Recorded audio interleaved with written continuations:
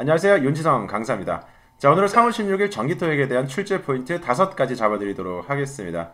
구구절절 지난 시험에 대해서 얘기하자는 게 아니고요. 최근에 나오는 경향을 정확하게 분석을 해서 앞으로 또 재출제에 될 만한 포인트 위주로 말씀드릴 테니까요. 네, 길지 않은 시간 집중해서 잘 들어보세요.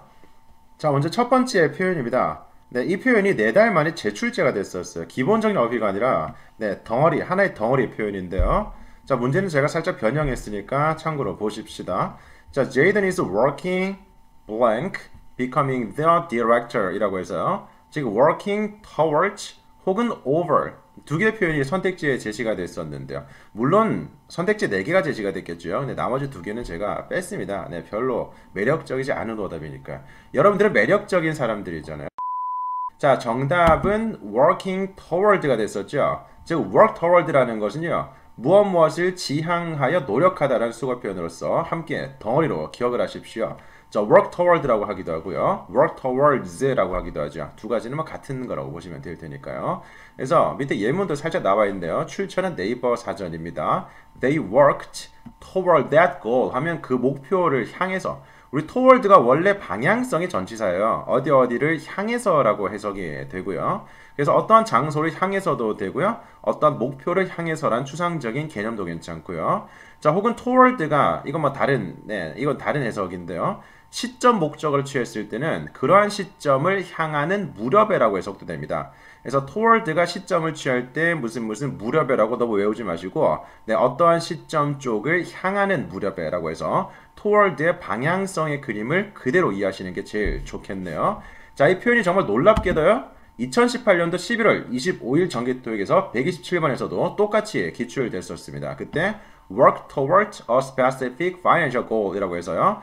구체적인 특정한 재정적인 목표를 향해서 노력하다, 일하다라는 표현으로 출제가 된 적이 있습니다. 잊지 마세요. work towards, work towards, work towards. 네, 이번 달 우리 지금 800번 기출문제풀이반에서는 이 work toward라는 표현을 그대로 다뤘었고요. 이번 달에 시험 친 분들은 어렵지 않게 1초 만에 문제를 정답을 찍었을 거라고 생각을 합니다.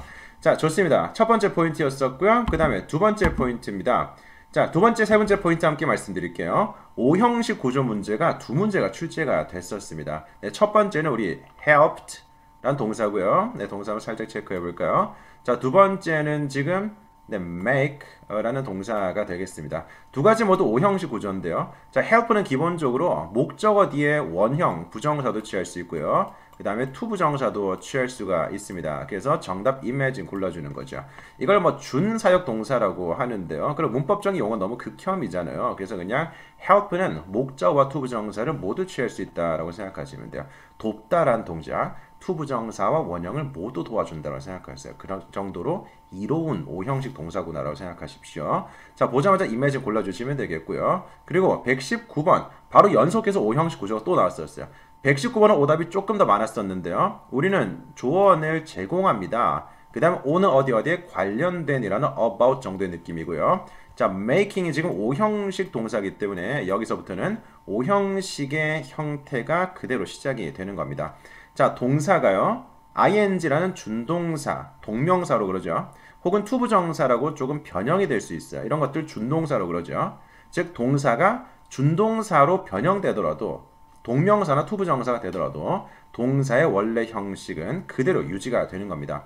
그래서 making이라도요. make의 O형식을 그대로 유지하기 때문에요. offices and commercial area까지가 목적어 되겠고요. 그 다음 빈칸 플러스 energy efficient라는 형용사가 그 목적격 보호 형용사가 되는 겁니다.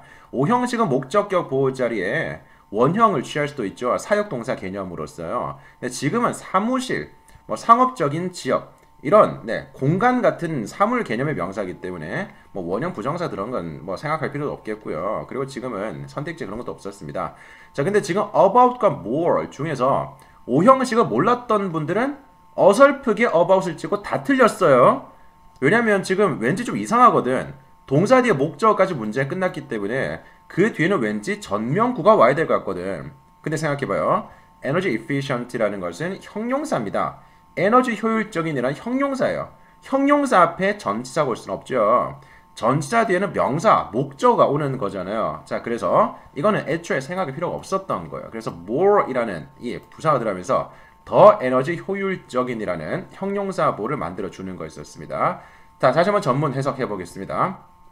우리는 어드바이스를 제공합니다. 사무실과 상업적인 공간을 더 에너지 효율적으로 만드는 것에 관련된 정도가 되겠어요. 잊지 마세요. make 5형식 동사고요. making, to make라는 준동사가 되더라도 그 5형식 구조가 그대로 유지가 된다는 것을 잊지 마십시오. 이게 두 번째, 세 번째 포인트로 함께 동시에 잡아드렸습니다. 자, 그 다음에 네 번째 빈출 전치사인데요. 이 전치사 정말 자주 나오죠. 용법이 다양하기 때문에 정확하게 알고 계셔야 돼요. 자, 먼저 변형된 문제부터 보겠습니다. It is the only capital city. 그것은 유일한 수도입니다. That has a rainforest. 열대우림을 가지고 있는. 그 다음에 블랑크 뒤에요. The city limits란 추가적인 명사가 나오기 때문에 빈칸에는 전치사가 들어가면서요. 전명구를 만들어줘야 되겠습니다. 그죠? 도시 경계점, 도시 한계점이라는 목적어를 취하고 있는 건데요. 일단 이번에 outer, 이거는 외부의라는 형용사죠. 얘는 구조적으로 절대 들어갈 수 없겠고요. 두 번째 upon이라는 것과 within이라는 것의 차이점, 해석적인 차이점이 될 텐데 일단 upon이라는 것은 조금만 이따가 말씀드리도록 하겠습니다. 자, 먼저 within이라는 거 세 가지 뜻을 모두 알고 계셔야 돼요. 일단 within의 목적어는 어떤 공간 개념이에요. 공간 개념이 들어가면서 그런 공간 이내에라고 해석이 되는 거예요. 즉 공간 안에 점을 찍는다라는 그런 느낌이 되겠습니다. 그래서 within 7 days 이거 기간이거든요. 여러분 within 뒤에는 시점이 들어가지 않습니다. 기간, 시점은 하나의 점 개념이고요. 기간이라는 것은 시점에서 또 다른 시점까지 연결된 일종의 선 개념, 공간 개념이거든요. 자, 그래서 기간을 목적으로 취하면서요. 그러한 기간 이내에라고 해석이 될 수가 있는 거예요. 그 공간, 기간이라는 공간 안에 점을 찍는다. 그 안에 어디든지 괜찮다라는 거예요. 그래서 within 7 days라고 쓰면 지금부터 7일까지, 7일 이내라는 거잖아요. 지금부터 7일이라는 기간 후까지 그 안에 공간 내에 어디든 괜찮다라는 거예요. 나머지도 모두 같은 그림이 되겠습니다. 자, 두 번째는 어떤 거리 이내가 되겠는데요. 거리, within a mile of the station이라고 쓰면 그 스테이션 역에서부터 1마일 이내라는 거죠. 이 가운데 이렇게 스테이션이 있으면요. 거기서부터 이제 1마일 이렇게 있을 거 아니겠습니까? 이 전체가 그 목적어가 되는 공간 개념이 되는 거예요. 그래서 그 내에는 어디에 점을 찍어도 괜찮다는 게 within의 그림이 되겠습니다. 그 다음에 세 번째는 범위나 한계 내에서라고 해석이 될 수가 있는데요. within the scope of this talk. 우리 scope가 범위라는 거죠. 그래서 이렇게 우리가 지금 가지고 있는 대화의 범위 이내에 대화의 범위 이내라고 해석이 될 수가 있습니다. 역시 추상적인 일종의 공간 개념이 되겠고요. 그래서 within이라는 것은 그러한 공간 이내라고 해석이 되는 거기 때문에요. 지금도 마찬가지입니다. 그 도시의 경계점까지 도시의 경계점 이내라고 해석이 될 수가 있겠죠. 정답이 되겠고요. 여러분들 upon이라는 것은요. 기본적으로 정답이 정말 잘 안 되는 건데요. 자, the difference between on and upon. 여러분 on과 upon의 차이점 바로 그대로 해석 들어가겠습니다. 자, 우리 on과 upon이라는 두 개 전치사의 차이점이라고 한다면 오직 only that upon is far more formal. 훨씬 더 공식적이다라는 거예요. 그래서 훨씬 더 formal 자체를 공식적으로 격식 있게 쓴다라는 겁니다. 그래서 upon이라는 것은 기본적으로 on의 조금 격식 있는 형태라고 보시면 되는데요. 일반적으로 정답이 정말 잘 안 되는데 전기토익에서는 하자마자라는 뜻으로는 출제가 되고 독해에서 여러 번 등장할 수가 있습니다. 그래서 뭐 upon arrival 도착하자마자라든지 upon receipt 수령하자마자라든지 upon request 요청 시에라든지 이런 식의 표현 외에는 upon은 그냥 정답이 잘 안 되는 오답 보기를 구성하는 전치사구나라고 생각하셔도 크게 무리가 없을 겁니다. 자, 그래서 오늘의 빈출 전치사 within의 세 가지 의미 정확하게 기억하시고요. 자, 그 다음에 다섯 번째 포인트입니다. 접속사와 대명사인데요. 여러분 접속사와 대명사가 나오면 무조건 동사의 개수를 세는 습관이 필요하겠습니다. 자, 지금 blank 뒤에 lives가 첫 번째 동사고요. 그 다음에 should turn이라는 게 두 번째 동사가 되는 거잖아요. turn off까지 두 번째 동사가 되는 거잖아요. 자, 문장 내 동사가 두 개가 들어갔다는 것은 빈칸에 최소 접속사가 들어가줘야 돼요.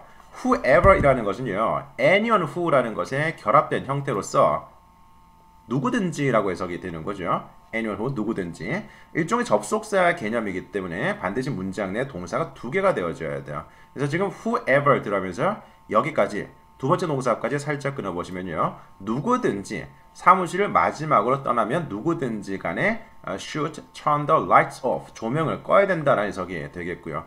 반면에 그냥 everybody, anyone 이런 대명사들은 말 그대로 접속사적인 기능이 없기 때문에 문장 내 동사가 하나가 있어야 돼요. 절대 두 개가 있을 수 없습니다. 잊지 마세요. 문장 내 동사가 하나라면 기본적으로 대명사, 문장 내 동사가 두 개라면 접속사가 들어가면서 문장 구조의 균형을 잡아줘야 되겠습니다. 물론 고난도 예외적인 것들도 있겠지만 지금은 기본적인 접속사와 대명사의 개념 정도로 설명을 드렸습니다. 자, 여기까지 3월 16일 정기토익 5가지 출제 포인트를 잡아드렸습니다. 자, 계속 반복되는 개념들, 특히 최근에 자주 나오는 그런 개념들 위주로 설명드렸으니까요. 잘 정리하셔가지고 단 하나도 놓치지 마세요. 다음 달에 또 나올 겁니다. 수고하셨습니다.